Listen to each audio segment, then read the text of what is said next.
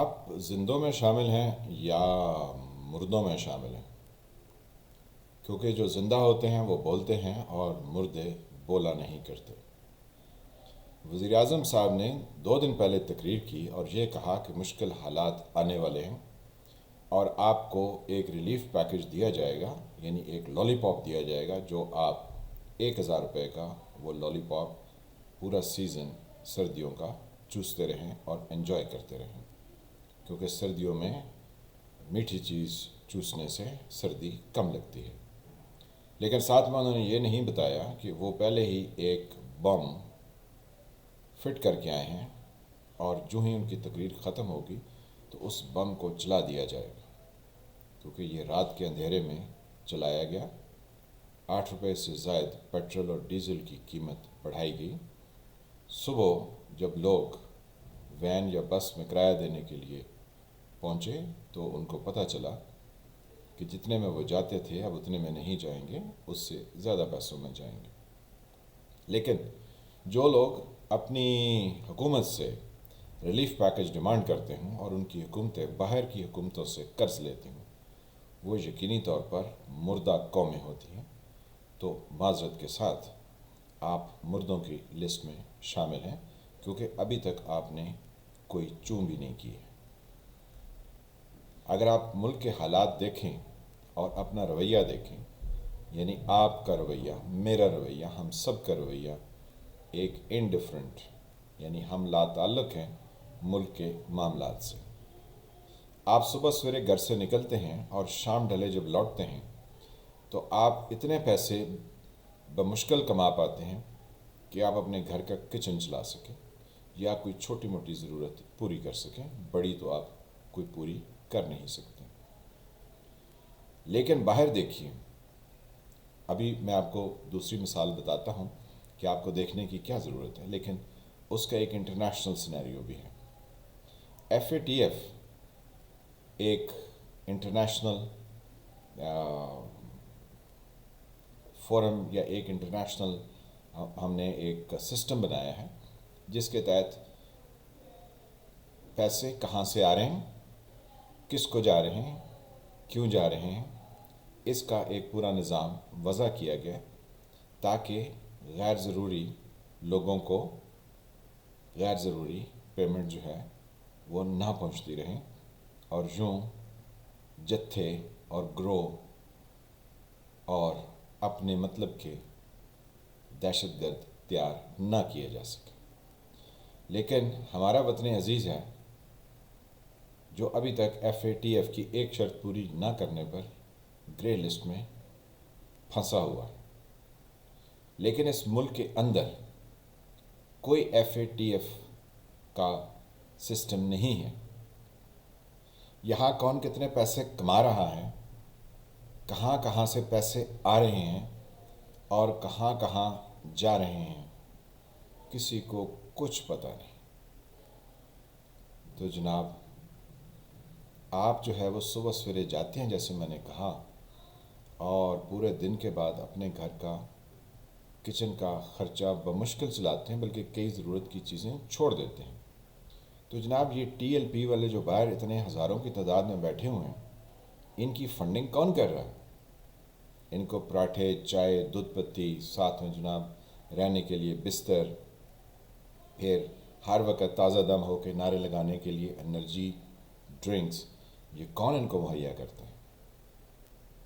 آخر یہ فری میں سب کچھ چل رہا ہے، تو جناب آپ دھیڑی کیوں لگا رہے ہیں؟ آپ وہاں جا کے بیٹھ جائیے، آپ بھی کہیں ہم بھی آئے ہیں، ہمیں بھی کھلائیے پلائیے۔ وزیر آباد میں وہ اس وقت موجود ہیں، تو وزیر آباد سارا جو ہے وہ ان کے دھرنے میں کیوں نہیں پہنچ جاتا ہے کہ جی ہمیں بھی کھلائیے پلائیے؟ کیونکہ مفت کی سب آ رہی ہیں، آپ نے پروٹیسٹ کچھ نہیں کرنا، آپ کھانے پینے کا اپنا بندوبست کیجیے۔ لیکن یہ ایک معیار سے گری ہوئی حرکت ہو سکتی ہے۔ آپ کے مزاج کو، آپ کی برداشت کو روز ٹیسٹ کیا جاتا ہے۔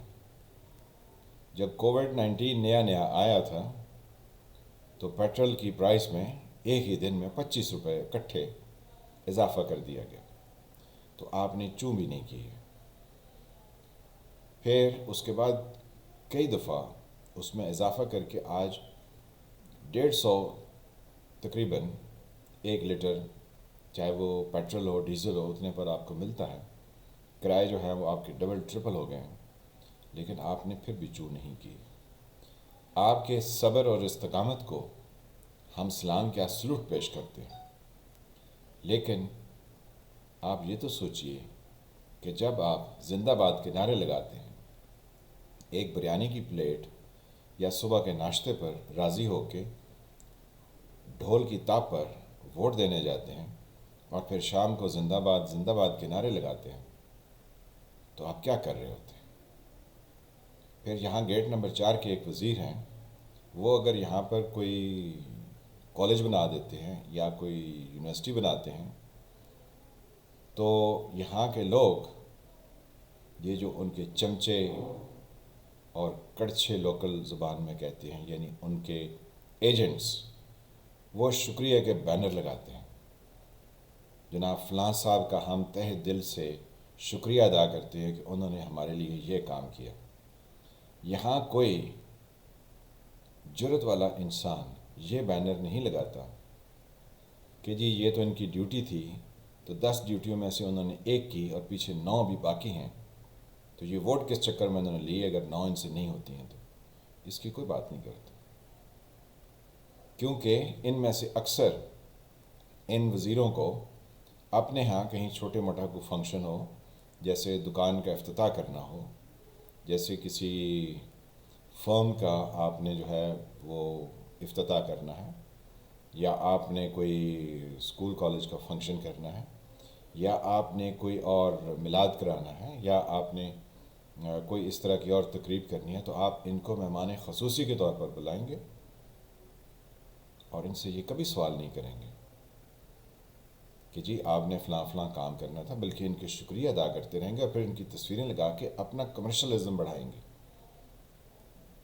तो जैसे पंजाबी में कहते हैं, जैसे कोने वाले वैसे कुहाने वाले, यानी जिसने ज़बह करना है जैसा वो है उसी तरह ज़बह कराने वाले भी हैं। तो जैसे आपके लीडर हैं वैसी ही कौम तो है नहीं है, क्राउड ही है। माजरत कि आप सबको ये अल्फाज बुरे लग रहे होंगे, लेकिन आप और ज़िंदाबाद के नारे लगाइए, और ज़िंदाबाद के नारे लगाइए। अगला इलेक्शन आप टीएलपी को वोट देंगे और टीएलपी के ज़ेर साया आप अगले 30 से 35 साल गुजारेंगे, और फिर उस वक़्त कोई और धरना दे रहा होगा और आपके और हमारे आने वाली नस्लों में से लोग जिंदाबाद जिंदाबाद कह रहे होंगे, लेकिन वो कोल्हू के बैल की तरह उसी दायरे में फिरते रहेंगे। ये नहीं उठ के हुक्मरानों से पूछेंगे कि जनाब आप अपना अपना काम कीजिए, मुल्क को किसी कानून कायदे के तहत चलने दीजिए। इसका जिक्र किसी ने नहीं करना है, ना किसी ने इसके बारे में बात करनी है। तो अब ये जितने माइक लेके आपके पास मीडिया के लोग पहुंचते हैं और आप कहते हैं हुकूमत कुछ तो ख्याल करे, तौबा हमारी, इन्होंने तो कुछ नहीं किया। इन्होंने कुछ नहीं किया तो पिछलों ने क्या किया? किसी ने यहाँ पर कटा और स्वा भी नहीं किया। लेकिन आप लोग इनडिफरेंट होके इलेक्शन वाले दिन छुट्टियाँ मनाते हैं, जिनको मुंतखब करते हैं उनसे सवाल नहीं करते हैं। जब तक आप सवाल नहीं करेंगे आपका कुछ नहीं बनने वाला। आपको आटा अगले बमुश्किल, हाँ आज एक वज़ीर साहब पीटीआई के कह रहे थे कि चीनी जो है वो 90 रुपये किलो पंजाब में दस्तयाब है। तो उनकी इतला के लिए अर्ज़ है कि आज के दिन जो न्यूज़ बुलेटिन डिफरेंट चैनल्स ने दिए, सब ने जो है वो मार्केट में जाके कवरेज की और बताया कि चीनी 140 रुपये पंजाब में किलो है, यानी 50 रुपये का सीधा सीधा फ़र्क उन वज़ीर बातदबीर को बताया गया। केपीके और सिंध में तो इससे भी बुरी हालत है, वहाँ पर 140 क्या 150 तक, बल्कि हैदराबाद में तो 160 तक किलो चीनी दस्तयाब है। अब आप अंदाज़ा लगा लें कि जो हुक्मरान हैं वो आपके लिए क्या ख़बरें दे रहे हैं और प्रैक्टिकली आपके साथ किस भाव बिक रही है। अब आप इसको देखिए कि जो इंसान एक किराए के घर में रहता है और उसकी جاب یا اس کی ایجوکیشن ایسی ہے کہ جس سے وہ زیادہ پیسے نہیں کما سکتا، تو اس کے دل و دماغ پر کیا گزرتی ہوگی؟ لیکن اس کو بھی تو سوچنا چاہیے کہ اس نے کیا کیا جس کی وجہ سے وہ ابھی تک اس حال میں اور اس چکی میں پس رہا ہے۔ لوگ غور نہیں کرتے ہیں، لوگ وقتی طور پر چیزوں میں ریلیف ڈیمانڈ کرتے ہیں۔ یہی مردہ ہونے کی سب سے بڑی نشانی ہے۔ آپ ایک یا 2 یا 4 دن کی ریلیف کی توقع مت کریں۔ آپ سوچیں کہ آپ اس سارے چکر سے کیسے نکل سکتے ہیں، اور اس میں نکلنے کے لیے سوچ کا عمل دخل بہت ضروری ہے۔ جب تک آپ سوچیں گے نہیں، آپ کو اس طرح کے ڈسنے والے ملتے رہیں گے۔ ہم نے یہ 80s میں دیکھا، ڈسا گیا، 90s میں دیکھا، ڈسا گیا، 2000 آیا تو ہمیں دوسروں کے آگے بھیڑ بکری کی طرح بیچا گیا اور ڈسا گیا، اور آج 2021 ہے، مسلسل وہی صورتحال اور وہی چکر جاری ہے۔ تو ذرا آپ بھی تو سوچئے، آپ کس کی کمپلین کر رہے ہیں؟ کبھی اپنی ذات کے بارے میں بھی تو کمپلین کیجئے نا۔ میں ہوں فالح ملک اور آپ دیکھ رہے تھے سرکار۔ ملتے ہیں کسی اگلے ویلاگ کے ساتھ، تب تک کے لیے خدا حافظ۔